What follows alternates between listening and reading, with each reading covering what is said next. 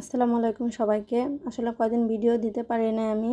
আমার মোবাইলও একটু সমস্যা ছিল, একটু ব্যস্ত ছিলাম। তো সকালের নাস্তা বানাই নাই। আজকে নুডলস আর মিষ্টি আলু খেয়ে ফেললাম, কেন একটু বাইরে যাব সেজন্য। তো এখানে দেখতেছিলাম যে আমার মেয়ের কোন জামাটা পরাবো, তো ওর বাপকে বলতেছিলাম তুমি মেয়েকে রেডি করো, আমি রেডি হই। তো এই ভিডিওটা হয়েছে যে ও যাওয়ার একদিন আগে, তো আমরা একটু ঘুরতে গেছিলাম। সেই কারণে ও যাওয়ার আগে আর কি ভিডিওটা ছিল। তো যেহেতু এই কদিন ভিডিও দিতেও পারি নাই, আর ও বলল যে এই শাড়িটা পরো, এই শাড়িটা পরলে তোমাকে অনেক ভালো লাগবে। তো তার পছন্দের শাড়িটা পরে নিলাম। তো আজকে চলে যাচ্ছি মিরপুর। আমার শ্বশুর শাশুড়ি মিরপুরেই থাকে, তো সে যাওয়ার একদিন আগে আর কি সবার সাথে দেখা করতে গেছে। আমার খালা শাশুড়িও থাকে ওইখানে। তো যাওয়ার পর রান্নাবান্না শুরু করে দিলাম। তো আমার শাশুড়ি সব কিছু রেডি করে রাখছিল।